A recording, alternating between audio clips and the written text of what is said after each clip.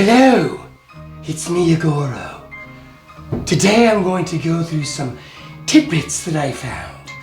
Little bits and pieces of things that I got in my old childhood house. I got boxes and boxes of monster stuff. So I have a box right here in front of me. And I want to dig through some stuff and show you some of my Igorro precious items.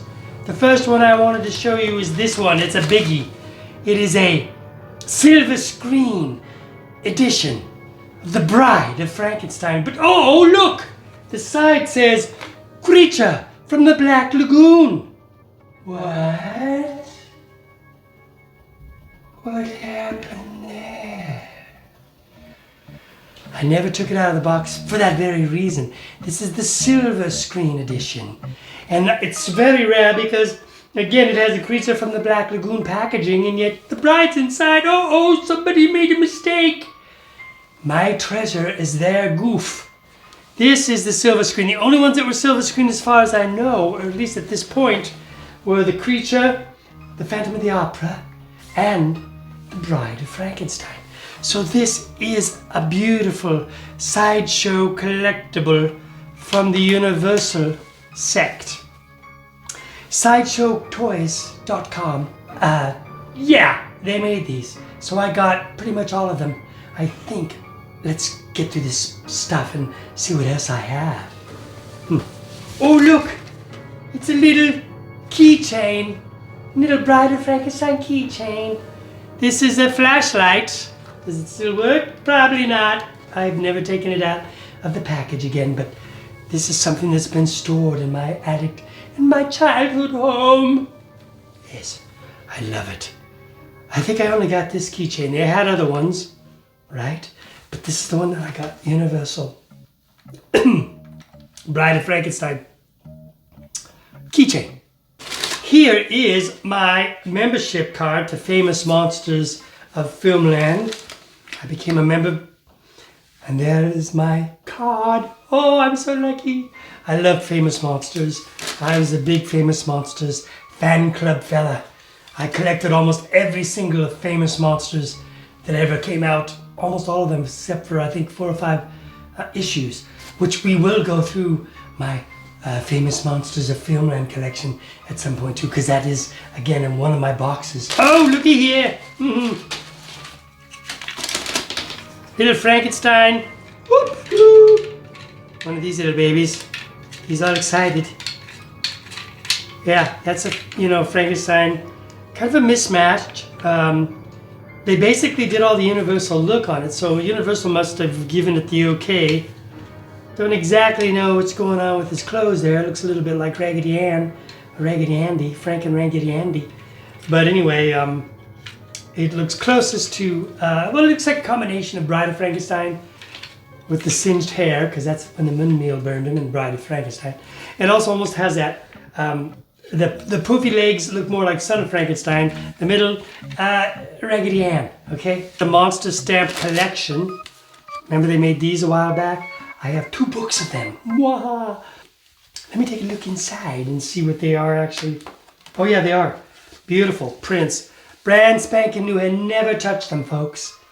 In the old days, you just ripped open the packages and then find out years later, oh my gosh, that was worth buckaroos, but I was 8 and I didn't know. There's a musical I did, Reefer Madness, but it has nothing to do with this. Ha! Okay. Batman, Superman, the Hulk, which was based, Stanley said that the Hulk was based on the Frankenstein monster and Dr. Jekyll and Mr. Hyde. Love Stanley. Ooh, here's a shirt. Well, no, not a shirt, a little blanket for your pet rat, Ben. A little Frankenstein thingamajiggy. Yeah, I don't know what it is other than little, but maybe yeah, a blanket. I just watched Willard, the original Willard. That Ben was, poor Willard, poor man. Ernest Borgnine was a real mean guy. Oop, little Batman, another Dracula eraser for little mistakes. Star Trek thing. Oh, look at these little babies. Little mini Dracula, little mini Frankenstein. See, the details are great. The great thing about these are the details. You know, Dracula, Lugosi never had fangs. Never did, really.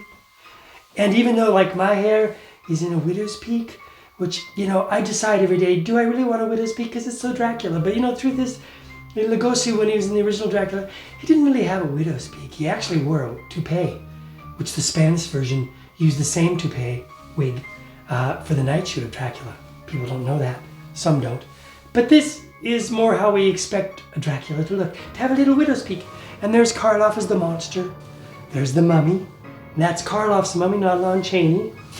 There's Grandpa Monster. Oh, hello, Gramps. How are you, buddy? Grandpa Monster. And then two Wolfmans. I don't know why.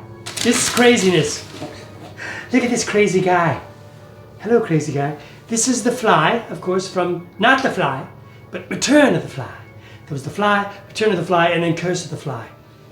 So the original Fly with David Hedison, his head was was smaller. Yeah, Fly's head was smaller. And the Return of the Fly, they went all out, man. They really bonked up his head. He had big freaking head. Like the Fly, for being a little insect, he had one whopper of a head. They just put the whole Fly head right on that poor guy, who looked a lot like David Hedison, but wasn't. Different actor. Don't remember his name. Never saw him in a lot of stuff. But anyway, this is the Fly figure. Oh, and look at this. He's got his little normal foot. And then he has, his Fly foot. Boy, you can't get your shoe on that one, can you? So there you go. Look at that, the Fly. Normal hand? Not so normal. The Curse of the Fly was way different. It was all about mutations and stuff. It's kind of creepy, actually, and scary. And the gal in it was the same gal, I believe. There was an Island of Terror, which was one of my favorites. This is the Mole People. Universal's the Mole People. This is a sideshow, and they were really accurate. They really did good work, didn't they? Like when we did the Aurora models, which I'm going to go through those too, you know, way back in the 60s, they weren't so, exact and accurate all the time with the models. They were pretty good, but there were some, you know, deviations. But in the 80s and 90s, when these things started coming out, they were really starting to get very accurate. This is very accurate, Mole Man. He's even got that weird hump that looks like he's Commando Cody there with his jetpack. Alfred from Batman was in it. Alan, I want to say Napier, is that correct? I think so. And Hugh Beaumont as Dad in The Beaver. He was in it too. It's not my favorite. Oh, and also the creature from the Black Lagoon, Lucas, was in it as well. I love Lucas. He was great. Okay, anyway, that is that. And they gave you this great base that went with it, the Mole People, because they were into the mushrooms, because, you know, they're kind of underground folks, so mushrooms grow in the dark. So you put them on there, and you had that going on. Oh, no! Oh, I don't think it's a problem. It's the werewolf of no head. That's the problem when you store things. Their heads pop off. You didn't do anything, and you're like, well, it could have happened when I was shipping it back, or when I packed it up. Who knows when it happened, but it happened. But there he is. This is great. Henry Hull, Werewolf of London. The first Wolfman film from Universal, right? 1935. Because the Wolfman came out in 1940.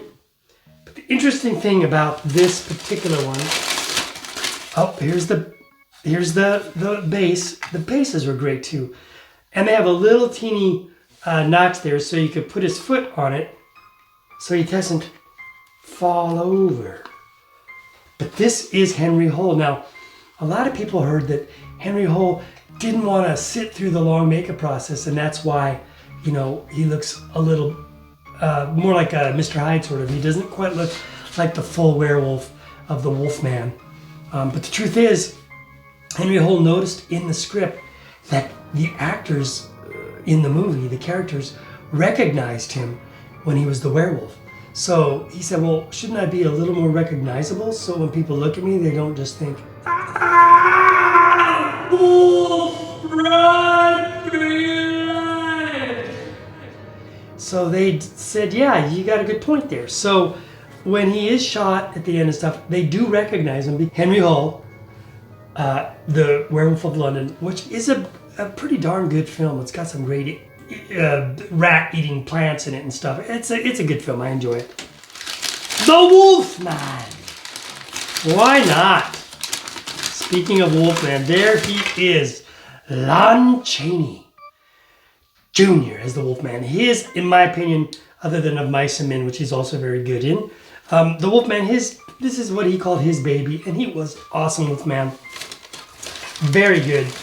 I even noticed the remake.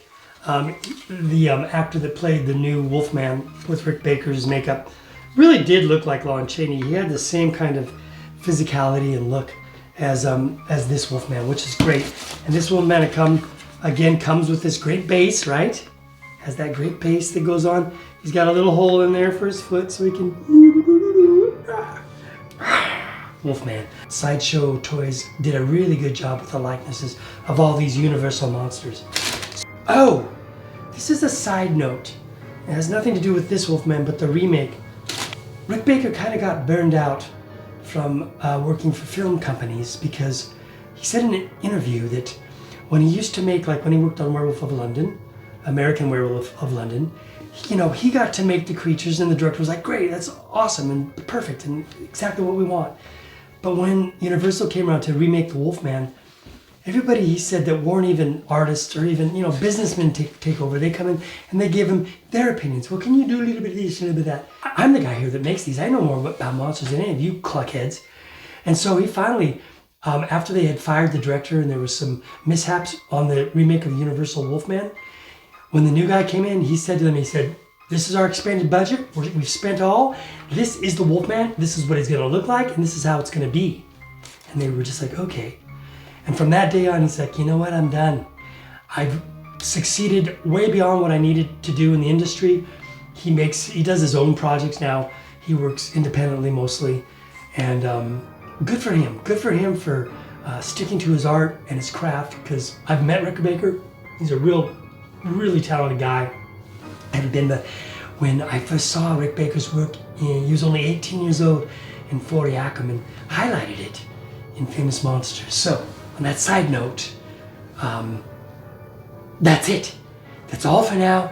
That's the end of this part of the Sideshow Collectibles. So, Igorro says, I will see you soon. So take care and...